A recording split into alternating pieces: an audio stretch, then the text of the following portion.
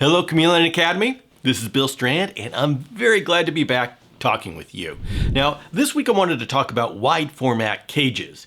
But before that, I need to address a misconception in the chameleon community. We all know that the 2x2 by 4 foot tall cage is the most common chameleon cage, and you'll see on many care sheets that the 2x2 by 4 foot cage is listed as a minimum size cage, which that's how it is on the Chameleon Academy as well.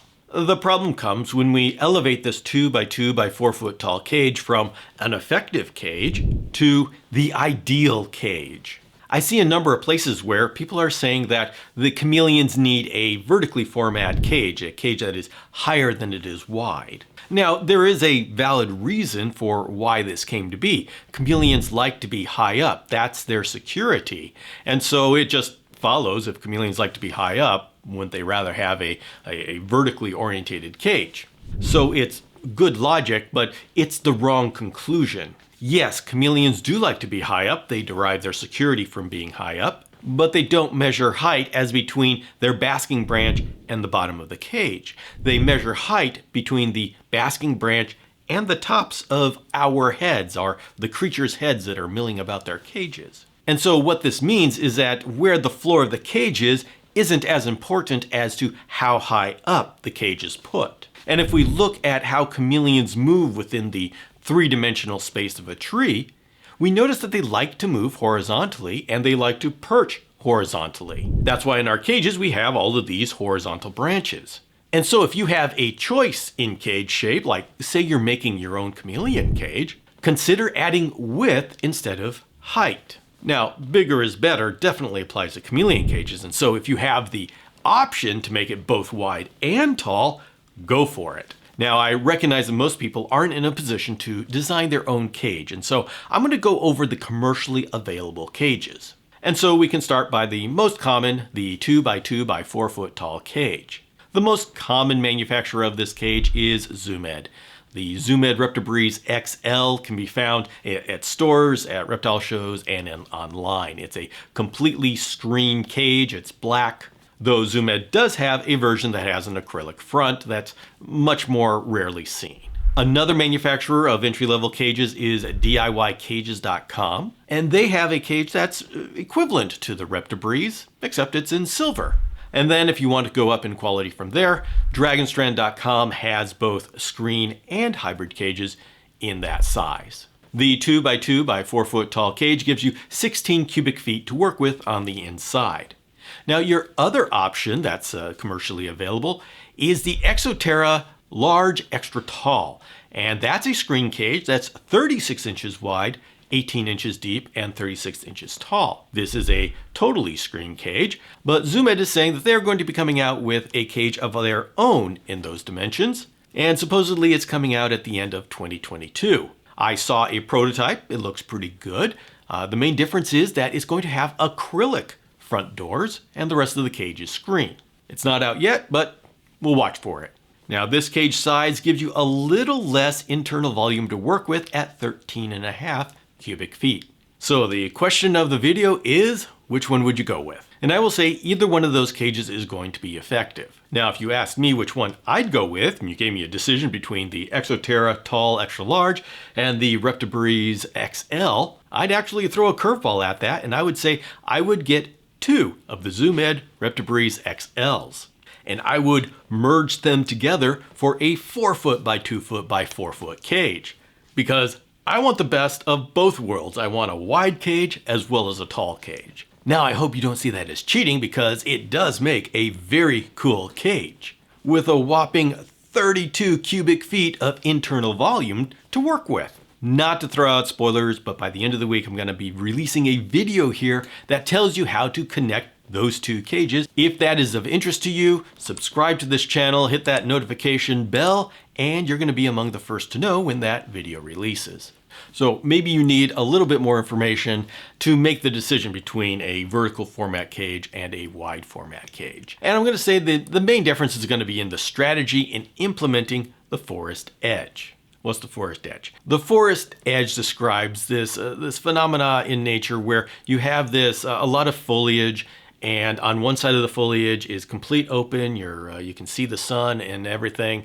And then on the other side, there's the shade. There's inside the tree. It's kind of like walking in and out of a forest edge. So we want to create this in whatever cage we have for our chameleon. In a vertically formatted cage, we're going to take all the gradients and microclimates that go into creating this forest edge, and we're going to stack them on top of each other. Whereas in the wide format cage, we're going to take the gradients and microclimates and we're going to put them side by side. And it's pretty easy to explain, actually. Let's take that 2 by 2 by 4 foot tall cage. To give it a good forest edge, let's take the first 9 inches from the top of the cage down, and that's going to be our open area. The only thing in there is going to be a bunch of perching branches, and that's where the chameleon can get access to the heat lamp, to the UVB, and so all of those branches allow them to decide how far they're going to be from the heat lamp or the UVB. Now, caveat, of course, you have made sure that all of the levels coming into the cage are safe, so it doesn't matter what the chameleon chooses, they're not going to get burnt. If we go below that 9 inches, then the next 2 feet are going to be dense foliage. This is where the chameleon can get inside the plants, they can be hidden from the UVB and from our prying eyes. That's where they feel safe. And any area below the foliage can be left open, and so you have a plain floor. That makes it really easy to take a look at the chameleon's poop. Yes, when you get into chameleons, you're going to look at their poop. But that's how we tell how healthy they are, because we don't always see our chameleons, especially when they're hiding. And so looking at the poop, we can tell how healthy they are. Now, with a wide format cage, let's go ahead and take the first 9 to 12 inches of the left side, and that's going to be all open with all the branches, and we're going to have our UVB and our basking light over there, and so we have this 12 inches of open space, whereas right next to that we have 2 feet of dense foliage. And so you can see how we took what was vertical in the 2 by 2 by 4 and we just put it on its side. Either way is okay for the chameleon. Now, since both formats, both the vertical as well as the wide, are effective in keeping a chameleon healthy and giving them a long life, it really comes down to your preference.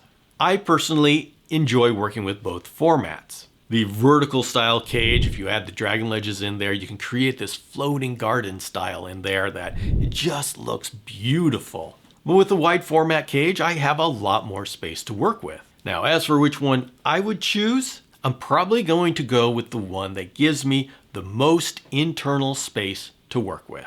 So if we're talking about the commercially available cages, I'd probably go with the 2 by 2 by 4 foot tall cage. But if you could give me a wide format cage that would give me the same internal volume to work with, I'd actually go to the wide cage.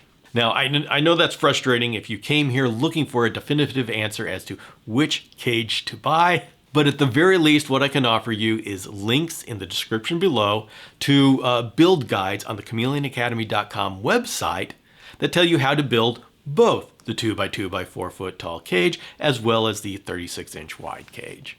So whichever one you go with, you can find some guidance as to how to set up the cage. So in conclusion, let's go ahead and summarize the main learning points from this video.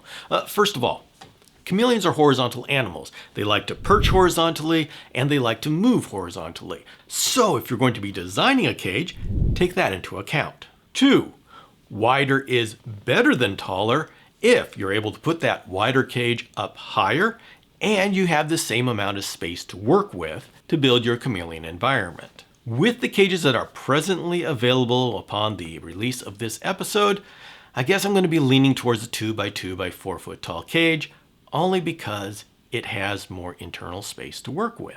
But like I said, if I had my way, I would get 2 of those 2 by 2 by 4 foot cages and put them together. Best of both worlds. And the third thing we got is that both cage types have their own advantages and disadvantages, and by knowing the characteristics of the cage and how to use them to their best potential, you can create the best environment for your chameleon. And like I said, if you're not sure how to use that space strategically, look in the description, you'll find some links that'll help you get there. Thank you for joining me here for this discussion on cage types. If you'd like to learn more, I've selected a video that I think would be good for you right here. My name is Bill Strand, and I'll see you next time.